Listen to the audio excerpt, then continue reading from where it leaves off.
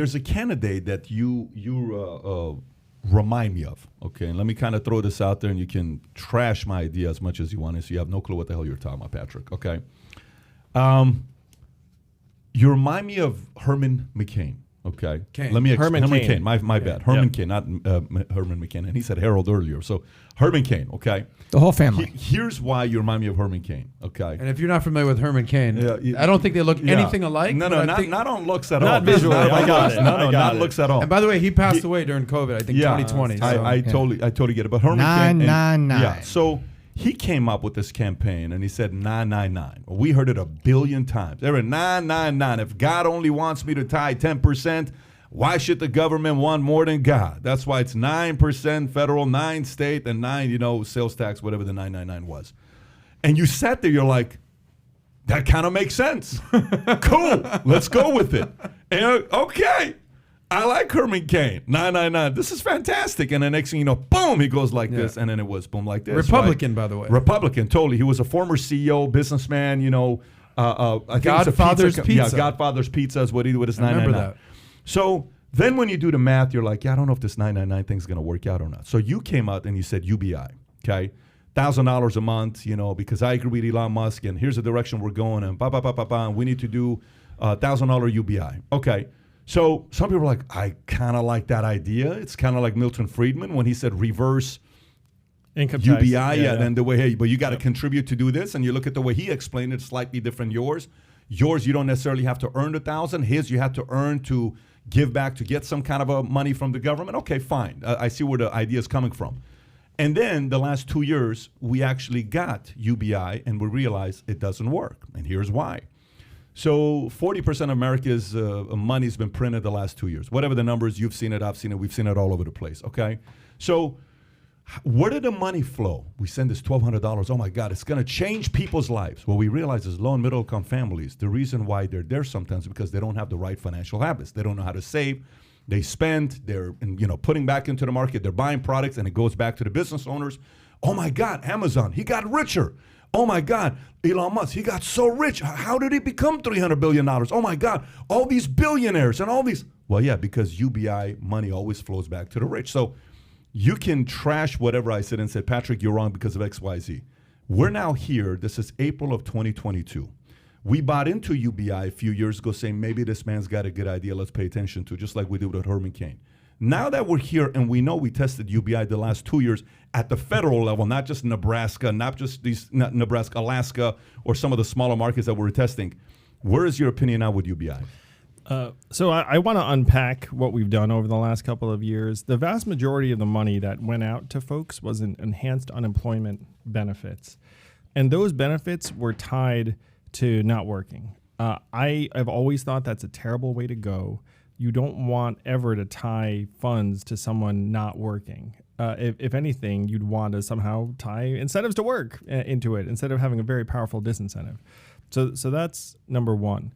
Number two, over 80% of the $1.7 trillion CARES Act or this other stuff was nowhere near these little checks that people got. 83% of that money went to banks, airlines, cruise companies, you name it, the financial system itself. They just plowed hundreds of billions of dollars into the financial system. They did not send that stuff out as checks to people.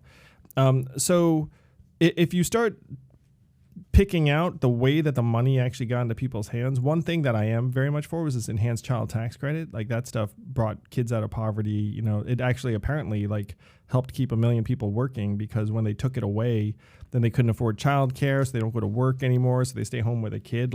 Is that a win? So the things that are being put out there right now are still, in my view, not designed in a way that you would expect to yield positive results. And then some of the results, I would be the first to say, I'd look at it and be like, look, this should have been done differently, designed better, and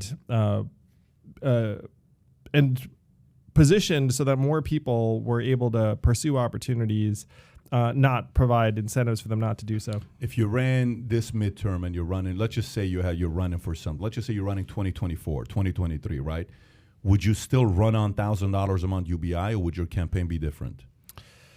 Well, right now, my focus is trying to set up the third-party movement for success. If it were Andrew Yang, presidential candidate, like, do I still believe in UBI? Yes, I do. I believe in some version of it. I do think that we need to reformat the way the government administers a lot of this stuff. I think the current disability programs and welfare programs are not well designed and they are attaching various negative incentives. And I found that out when I was out campaigning, where a woman, like 2 women, like 20 women, like 20 men, would say to me, "Hey, I am scared to volunteer at my local church because I'm afraid someone's going to see me as able-bodied. I'm going to lose my benefits. Hey, I want to work part-time, but like if I work part-time, they're going to take this like child payment away from me."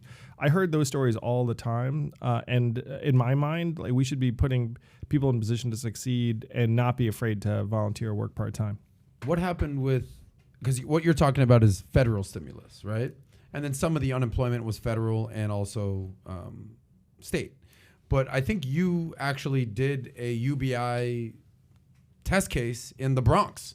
You had $1 million. You gave them to 500 low-income. It was families. 1,000 families, $1,000. Okay, each, 1,000 yeah. families. So what happened with that? Also, that was the beginning of the pandemic, and that was just an emergency measure where it's like, look, we have to just try and keep people from, like starving, or in that case, there was a period when, people weren't sure whether the government was going to do anything. So I was like, I got $1 million. Like, let's just send it out to some families in the Bronx. We did get some very, very positive results from that. We actually ended up tying. I'll tell you guys the stories because it's kind of funny. So it's actually harder to give away $1 million than you think. Andrew, I'm willing to try it out. If you want to give it over here, UBI me up. All right, so check it out. First thing I do is I call senior people at Citibank and JP Morgan Chase, being like, "Hey, can you identify like 1,000 struggling families in the Bronx?" And then they take a couple days and they get back to me and said, "No, we can't." And you're like, you do realize I'm just trying to give your customers money, like, and they're like, no, privacy, regulatory, et cetera. And I was talking to senior people. It wasn't like I was talking to, the bank teller. You're in a vault. Mary, how are you? I have $1 million right here. So then my second thing is like, hey, can you just like send me 1,000 bank debit cards for your bank for $1,000 each? Like, you'd think they might be able to do that. And I was like, I'll find a way to get those into people's hands. And they couldn't do that either. What the hell? But being an entrepreneur, in parallel, the whole time I was talking to various community orgs, and I found one, Neighborhood Trust, that helps provide financial literacy and services to working poor. And I said, "Can you find me 1,000 families?" And they said, "Not only can we find you 1,000 families, but we have their bank account information, and we can sit down with each and every one of them and give them a financial literacy coaching session." And then we said, "Done." And we went that direction. So that's the way we ended up distributing the money. And it a lot of positive results. If you enjoyed this short clip, click over here to watch another short clip. And if you want to watch the entire episode, the entire podcast, click here.